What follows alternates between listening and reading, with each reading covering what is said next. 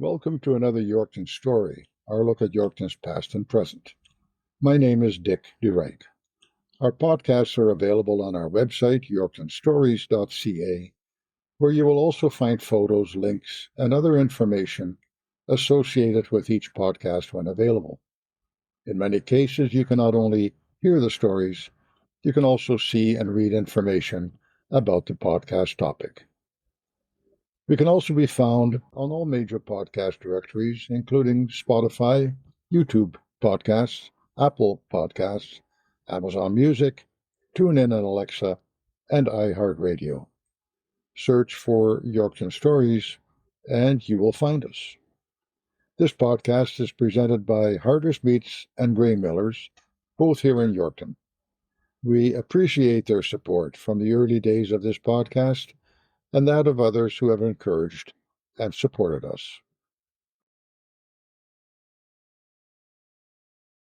When the Yorkton Sports Hall of Fame inducted the 1964 Yorkton Collegiate Institute 8-man football team in September of 2022, quite incredibly, almost half of the players on that team came for the ceremonies, many from out of town, and all of them well into their 70s. Not there due to previous commitments was Duval Lang.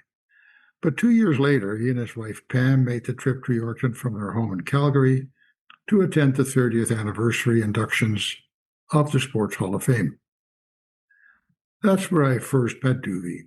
His given and professional name is Duval, but to his more immediate circle, he is known as Duve. After the ceremonies, he and Pam stayed to peruse the showcases with sports artifacts and pictures on the second floor of the Gallagher Centre. We talked, and he mentioned that his father was in one of the photos, and that led to a conversation about his youth in Yorkton, and eventually to what he now does in Calgary. He told me that for the past 40-plus years, he has been involved in professional live theatre in Calgary as an actor, director, and founder of theatre companies. That took me a bit by surprise, as I told him, because I'm one of these people that thinks that, people are either very involved in active sports or involved in the arts and cultural side of life, maybe golf and tennis, the exceptions, but I may have to rethink that. I told him I was interested in talking more about his life in Yorkton and in live theatre arts. This podcast is a result of that conversation. When we connected to talk at length, it turned out that Duve had many personal recollections of his youth in Yorkton and memories of his family. His father was Elmer Lang, owner of a plumbing company that is now Hancock Plumbing, who was also very much involved in curling, hockey, and baseball in the post-war years, the 1950s and 1960s. His mother was Mida Lang, who, among many other community activities, looked after the art gallery that the Yorkton Arts Centre, now the Yorkton Arts Council, operated in its early years. He has now been active in Calgary Live Theatre and other places literally around the world for 46 years. He has been an actor in well over 100 professional productions, not just in Calgary, but in all major centres in Canada. Not to forget Blythe in southern Ontario, a village of 1,000 people that has been hosting an annual drama festival since 1975, and in Rosebud, Alberta, population just over 100, which has a year-round theatre school that will stage 7 plays and a number of other events in 2026. He has performed in the Olympic Arts Festivals in Calgary and Vancouver when those cities hosted the Olympics, and has directed more than 150 professional productions, many in Calgary, but also in Vancouver, Kelowna, Whitehorse, Yukon, Lethbridge, and Red Deer. He has conducted dozens of workshops. He was instrumental in bringing a child sexual abuse prevention theatre program to elementary schools across Alberta. He has taught at several universities, has served and continues to serve on numerous theatre-related boards, and has been a mentor to many. In 1984, he was the founder and artistic director of Calgary's Quest Theatre, geared then and now towards young audiences. He retired from that after 25 years, but the theatre company continues to this day. In 2019, he co-founded Black Radish Theatre, which after one very well-received major production, ran into the start of COVID and the shuttering of most public venues. Calgary has several major awards for excellence in theatre work. The Harry and Martha Cohen Award is presented for significant and sustained contributions to theatre in Calgary. Duve received that honor in 1996. He has received 3 Betty Mitchell Awards for Outstanding Acting, as well as the Sterling Award and the Calgary Critics Award, both also for acting, all between 1996 and 2022. Duve and I had a long conversation, first about his youth in Yorkton, his parents, his family, career, and the economics and future of live theatre, about which, by the way, he is quite optimistic. Your dad was a plumber in town. He retired and did a few other things. He had an interest in various sports as well. Very much so, Dick. His name was Elmer Clarence Lang. I mean, those are old-time names. No one would name their kids that these days, but that was his handle. And he liked to call himself EC Lang. But yes, he was quite a sportsman, a good hockey player. Played with Sam Gibney on a team for Moose Jaw at the time in the senior league. Everybody had a nickname in those days, and my father's name was Fat Lang. You wouldn't give a nickname to that these days. You'd be hauled over the coals. Back then, it was fair game. Hockey was a big part of his life, and eventually became involved in the Terriers. You could scout at the hockey rink. Picture my father standing with some team, I think in the 1950s. All the gents had these big fedoras on, and hockey players with limited teeth attempting to smile. He was also very involved in curling. He was instrumental at setting up the old curling rink at the bottom of Tupper, and baseball. I think baseball probably was his passion as he matured. He was very instrumental in establishing and continuing the health of the Yorkton Cardinals in the 50s and 60s. And I remember paintbrush in my hand and a bunch of white paint and told, go paint all the outfield fences. Went to a lot of ball games throughout Saskatchewan with my dad and my mother and my sister. Played a little bit myself. I wasn't as good as an athlete as my father. Terrible skater. Never took to hockey quite well, but I did manage to shine in football. He had a plumbing shop. He retired and sold it. He had some early health problems. He had a major heart attack when he was 42 years old, which prompted him to get out of the plumbing business. He was a bit of a workaholic in that, and I'm sure that contributed that to his heart problems. So he retired. I remember going on a 4 or 5 month trip to Europe with my mother and my father and my sister when I was 12 years old, 1961. We left Yorkton on April 1st and drove east across the country, stopping in places to see hockey games primarily. We stopped in Winnipeg, Thunder Bay, Sudbury, saw all the junior hockey league games that were available to see, and then finally made our way to Quebec City and got on a ocean liner called the Homeric and sailed to Le Havre and rented a car in France and drove throughout France and Italy, Switzerland, Austria, Germany, the Netherlands, and then took the ferry over to England and went all the way up to the Orkney Isles, where my mother and her family came from, and then back down and over to Ireland. and eventually back to England and to London and then to Liverpool, where we boarded the Empress of Canada and back to Montreal, where we got off, picked up our car, and then came home via the US, seeing ball games in Detroit, Minnesota, Chicago. So we left enjoying hockey, came back enjoying baseball. It was rare back in the days, in the early 60s, going to Europe for that extended period of time. My sister doesn't remember too much about it. She was 8 or 9 at the time, but it's still rich in my mind. When he retired, he didn't sit still. He got into a few other things. Far from sitting still, Dick, he was very much involved in the construction of the current hospital. He was the clerk of the works. So his plumbing background and ability to manage budgets and construction timelines served him well. So he was very much a part and parcel of the construction of that hospital. He also was a bit of an entrepreneur during those days as well. He brought in a franchise restaurant, Chicken Delight, and established the restaurant across from, it'd be Deer Park Golf Course, just on that little hill overlooking the slough.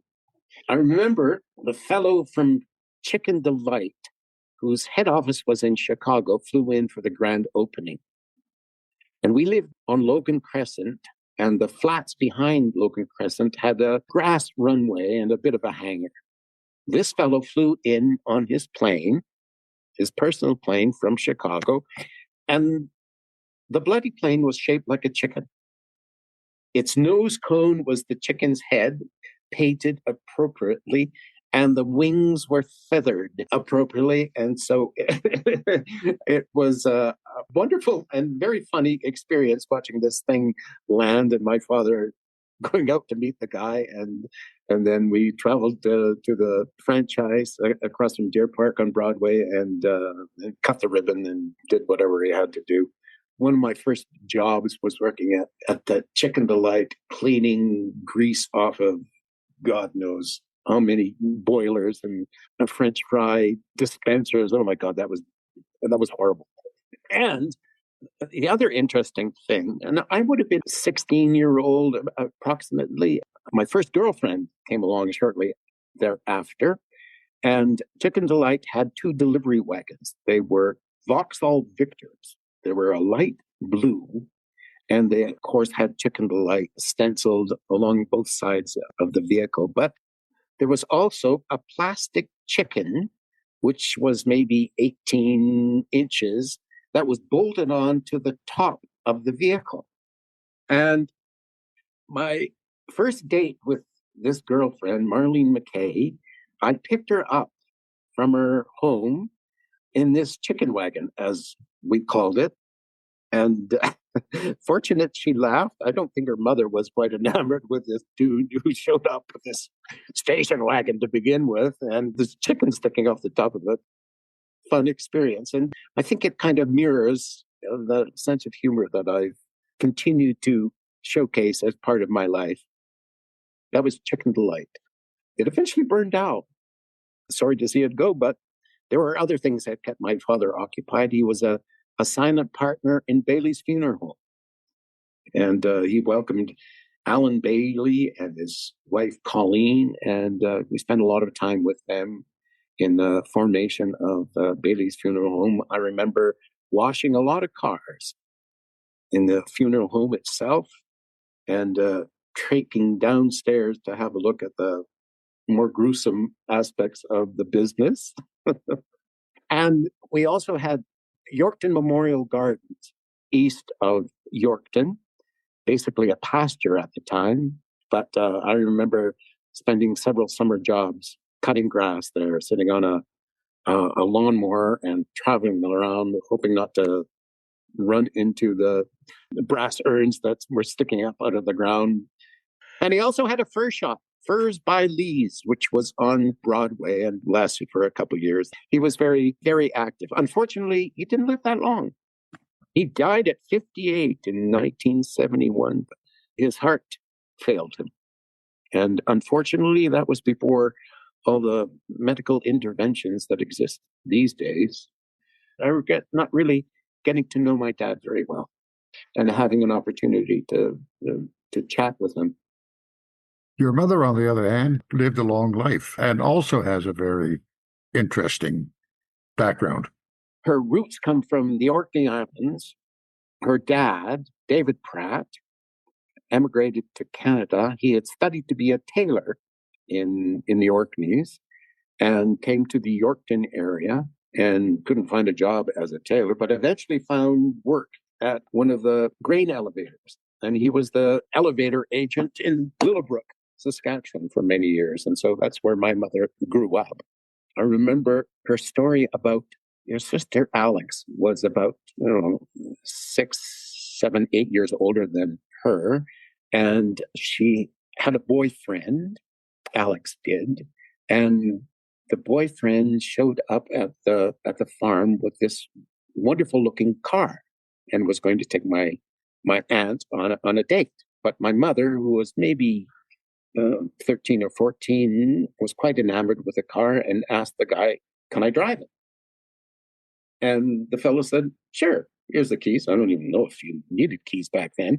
But anyway, it was pointed in the direction that she had to go outside the farmyard. So they went inside and not thinking that my mother would actually start the car and go for a drive, but she did.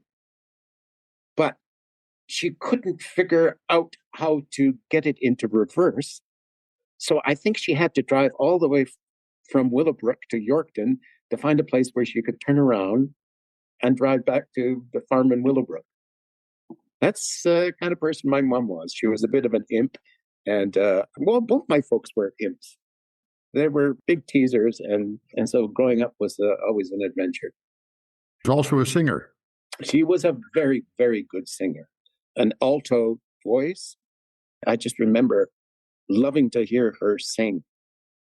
She was involved in a very big orchestra, was the lead singer in about a 25 to 30 piece orchestra that would barnstorm throughout Saskatchewan and play at dance halls and the like. She did a lot of touring. I think it was during the war years, singing in front of big audiences. But she had a beautiful voice. You became an actor, but you were a football player in your youth and other sports, which to some people might seem like a bit of a dichotomy. Like, people tend to go either the sports side or the arts side. You covered both. I found a love for football in high school back at YCI and took to it like a duck to water, I suppose. And I was good. I was not the biggest. I played in positions where you should be big, but I wasn't. The picture I've seen of that team, you were probably the smallest guy on the team. Well, I had maybe a couple of people that were about the same height. Maybe Wayne Rusnak was an inch or so smaller than I was, but he could get away with that because he was very fast and could run with the ball. I was on the frickin' front line. I was a center, but I was quick. I was really fast off the mark from 0 to whatever. I could pretty much beat anyone. And so when there was a couple of big lugs standing opposite me, just relishing the opportunity to knock me into the dirt and push my face into the mud, I was up and at it before they were even noticed that the ball was snapped. I could dart around them and push them out of the way if it was a running play, or get in front of them to stop them from getting at our quarterback, Jim Logan. And I just used my wits and speed off the mark to take the place of someone who should have been there in my place, who was bigger. And I also played defense as a center linebacker, and I was tenacious. I'd love to get in the middle of the play and knock somebody on their ass. I just relished that. I don't know, there's a side of me that I took up boxing for a while, and my wife couldn't believe the animalistic violence that was stored in this body. Maybe it was just a release of a bunch of tension. Never was involved in the theater productions, which there were many, at YCI. I eventually did, when I was in grade 12, I was part of a major musical that Danny Marshall headed. I was very comfortable in getting up in front of people. And we would have these things called open lits that would happen kind of every couple of months.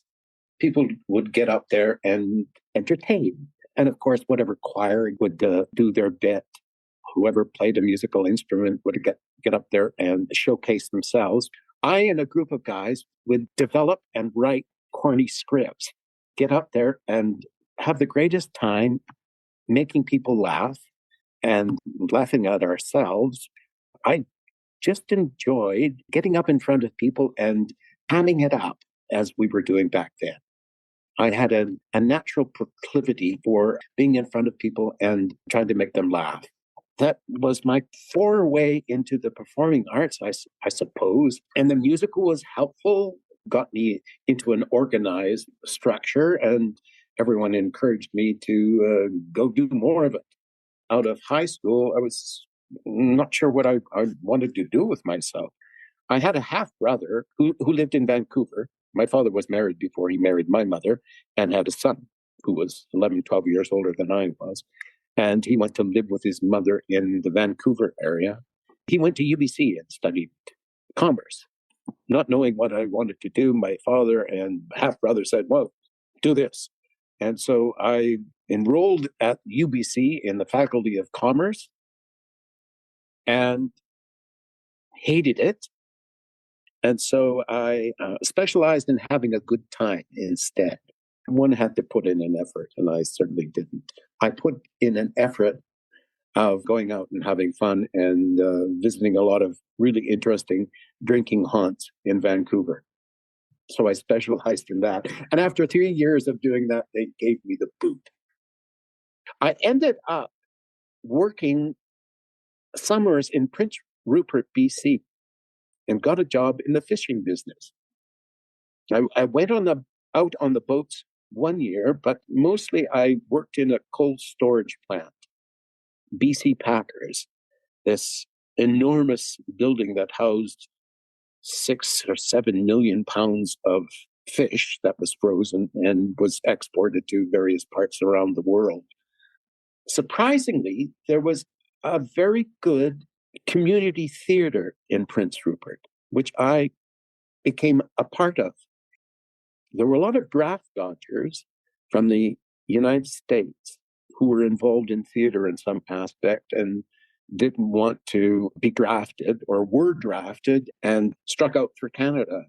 Prince Rupert was kind of an area where not many people thought of, so it was a good place for them to hide.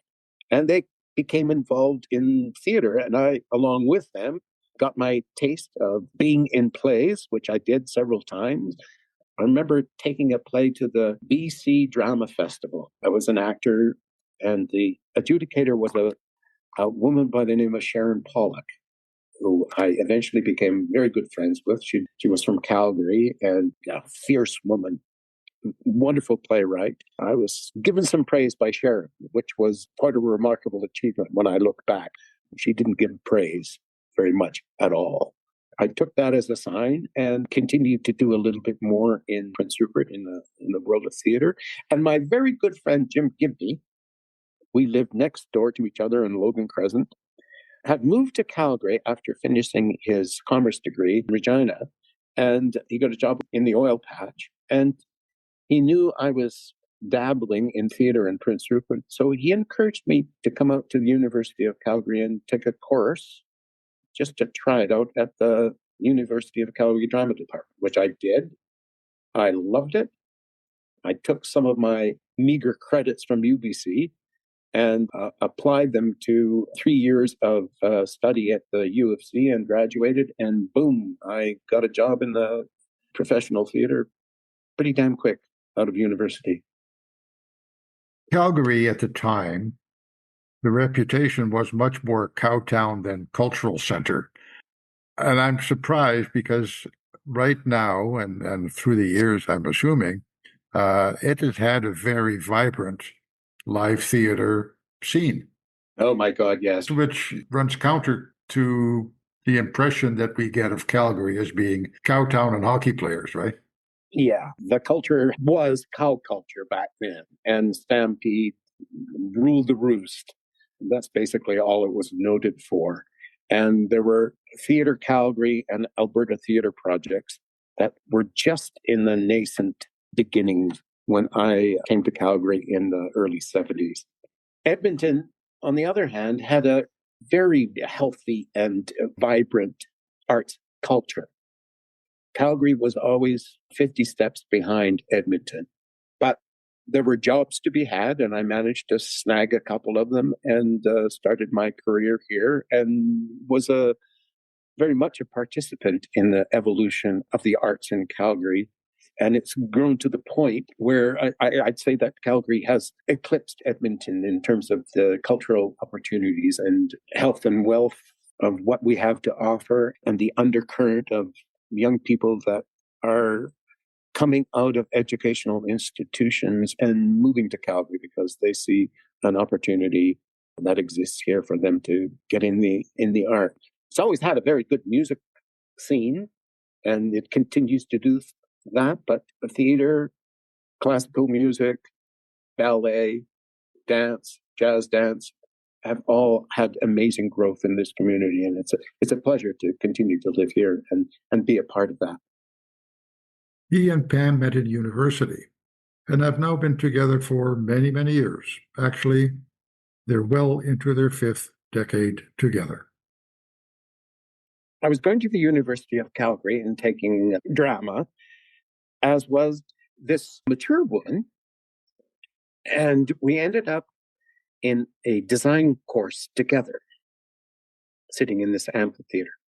I looked over at her and she had these beautiful, detailed Aboriginal moccasins that were stunning. And so I said, "Hey, I like your moccasin." And she said, "Thanks." And she looked at a ring that I had, and it was a Haida gold ring. It was from an Eagle clan. I had met the grandson of the carver and arranged to have a ring made for me, and I still have it. So she admired that.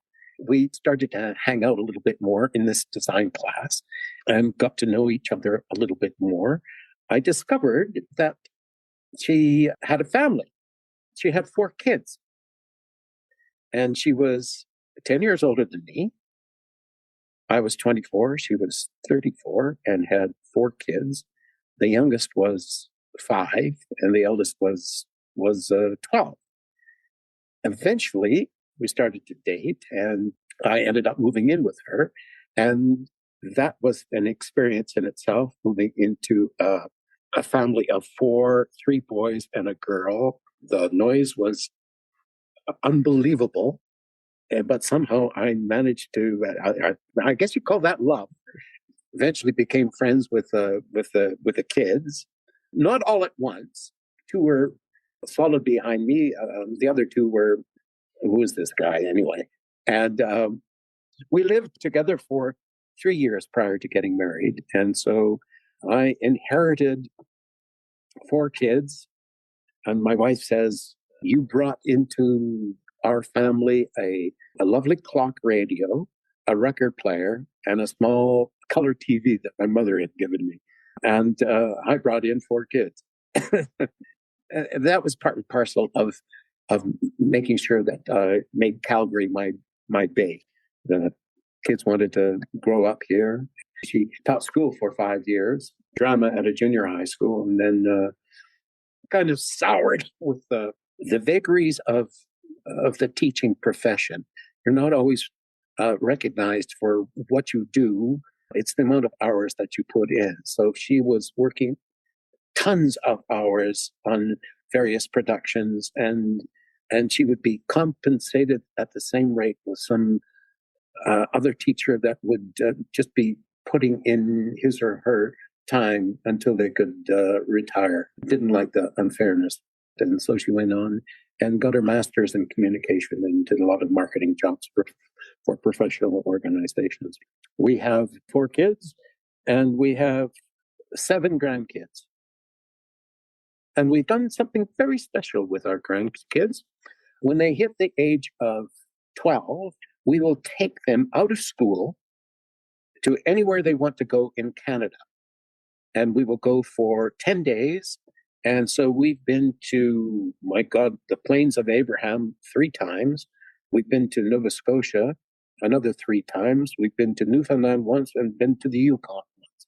So we've had wonderful times with our grandkids and have a wonderful relationship with them, largely because of quality time we spent together on the road. You've been doing this for 46 years in Calgary. You must be one of the granddaddies of live theater in Calgary by now. Are there others? Certainly. I mentioned Sharon Pollock. There were other luminaries, John Morrell, Grant Reddick. Unfortunately, all of those individuals have passed, and I suspect that, I'm kind of the senior statesman in the theater community in Calgary. I've started a couple of companies that still exist. I continue to work as a freelance actor and director and invariably do at least 2 shows each year, 2 or more. I've got a one-man show I did that is starting to tour across the country. And so I keep my hand very much in the theater world and in the arts world. I sit on several boards. And ironically, some of my failed commerce background has served me well. I did remember something from books that I I didn't open or opened reluctantly, and some of that actually sunk in. And so I can contribute when talks turn to administrative areas and how to effectively manage a budget. The conventional wisdom is that being an actor, with few exceptions, is not really a get-rich-quick scheme. But, That is a truism, Dick. Unless you happen to find yourself in front of a movie set, as opposed to a bit player, a reoccurring role will pay you very well, but there's a very low percentage of individuals that have that good fortune and good luck. you've done a few. You've done a few Yeah, episodes of various shows. You had a part in Brokeback Mountain, the movie, which was somewhat controversial at the time, and you don't see a lot of me in Brokeback Mountain, but you do hear a lot. I was a rodeo announcer, and it was a delightful afternoon or a couple of afternoons recording that. I was very proud of that work. And I'm proud of the fact that the director, who didn't know much about rodeo at the time, I remember going into the audition and he said, "You know anything about rodeo?" And I said, "Yeah, actually, my wife was on the board of the Calgary Stampede at the time. She was actually the 4th female director of the Calgary Exhibition and Stampede, which started in 1912. In the 90s, she became the 4th female director." So I said, "Yeah, I knew quite a bit about rodeo, been several times." And he said, "Okay, here's this scene, just narrate it and go off script. I don't care what you do, but make yourself sound like a rodeo announcer." And I did that and obviously impressed him. And then when it got to the filming part of it, he said, "Well, here's the script, but if you hit a few points on the script, great, but just keep talking. Did well in the audition, just do it." And so I just babbled on and on like a rodeo announcer and had a great time doing it. how do you get those roles? Do you have an agent? Do you just show up for auditions? You are represented by an agent, and if you kind of fit into the criteria that they are looking for, they will send you out to do an audition in front of, if you're lucky, the director or at least a casting director, and you will do your audition opposite a reader, and they will ask you to do different takes on it, and if you're lucky, if you make an impression, you may be asked to come back and do something else, or hey, you've got the job. I must admit that I really don't have a passion for doing film and television work. It's lovely gravy that happens. It's a lovely treat to do something like that, but I don't pursue it as much as I should if I was truly committed to being a player in the film and television business. My passion is for live theater, and so I will go out of my way to find work and continue to find work in that area. I remember doing a lovely commercial that paid me an extraordinary amount of money for Glad Wrap. The audition was to go, you didn't have any lines, but they wanted to see your hands because they were going to be prominent in this particular commercial. And so I said, what the hell? I guess I look like a fisherman. I've got some experience as a fisherman. So I showed up and I was sitting waiting to go into the room where they were going to look at your hands. A friend, a woman, was going up for the same part since it was a hand commercial by and large. She had gone to extraordinary levels to make her hands beautiful. She went to a salon and got them neatly clipped, and she soaked her hand in a plastic bag with hand lotion for that evening and went to bed with her hand in this god-awful murk and showed up, and their hands were beautiful and mine were, well, like this, chewing at the ends, and they were fisherman hands. And I went in and had this audition and had a good time and laughed with them and thought, well, this is a lark. My friend will get it because their hands are beautiful. But they gave the job to me. It was 2 parts. And the first part was going out and doing ice fishing just outside of Canmore on the Chain Lakes. It was a cold day and I had to sit and pretend to catch a fish. The other day was in a kitchen where I was wrapping this piece of, it was salmon. How the hell did a salmon get into this lake that I was fishing in? Anyways, I was to wrap salmon, and we spent the entire day with me carefully wrapping a piece of salmon with Glad wrap. And then the director said, I'd like to do an outtake. It has nothing to do with this commercial, but kind of putting something together for my own enjoyment. So I would like you to take this piece of salmon and just play with it. Do whatever you want with it. So I said, sure, I'll go along with this. So, oh my God, it was not fit for family entertainment. And they had the entire crew and the director falling off their chairs laughing at it. We won't get into the details of that one. No. You've done a fair bit of touring. Back a couple of years ago, 2023, you appeared in a program for kids at the Winnipeg Symphony Orchestra Kids Concert Series. And you were an actor in a production called The Mysterious Maestro. You had the full orchestra as backing. A large part of my career has been working with young audiences. I started a company called Quest Theatre, which is primarily focused on taking theatrical productions out into schools, and ran that for 25 years. But I would also do independent work as an actor or director. And what you just spoke of is an instance of that. A good friend in Calgary has a company called Dandy Productions, and they take stories that are geared towards young audiences, but stories that have had composers develop a symphonic work that an entire orchestra can play. We've done a lot of stories that Roald Dahl, English, cheeky writer for young people, he has a collection of fractured fairy tales, and amongst them are Little Red Riding Hood, half a dozen of them. Mysterious Maestro is based on the Pied Piper. There's a fellow in England who has written a full score for each of these adaptations of Roald Dahl's work. And I actually met the gent and spent a weekend at his place. And so we would rehearse the telling of the story, say Little Red Riding Hood, and would incorporate the orchestra. Sometimes they would be playing, sometimes we would be showcasing the telling of the story on our own.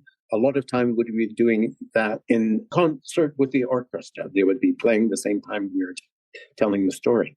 We would do it for several weekends in front of massive amounts of families. I've done these literally around the world. I've performed at the Hollywood Bowl in Los Angeles doing Little Red Riding Hood. We took it to Manchester, England, and did it in front of the Roald Dahl Foundation. I've been across Canada several times doing these, and at several points in the United States as well, and also a tour to Australia, where we did a Little Red Riding Hood, as it were, in Adelaide and Perth. Performing in front of young audiences is a bit of a Cinderella story for me. I'm very skilled at it and can interact with young people so easily. In fact, I probably feel more comfortable with young people than I do with people my own age. The inner kid in me takes over, and I speak their language.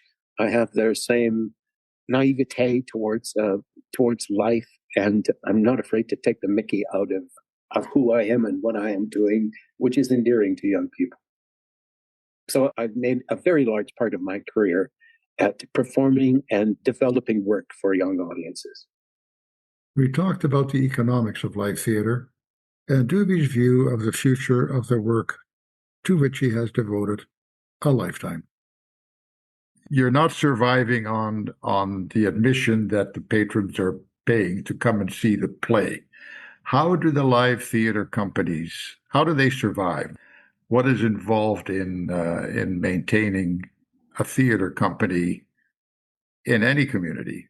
There's kind of a prescribed ratio that theater companies have existed on for decades. Maybe it's shifted somewhat these days, but it certainly was very prominent when I had started the company and ran it so many years. You relied on your box office for about a third of revenue.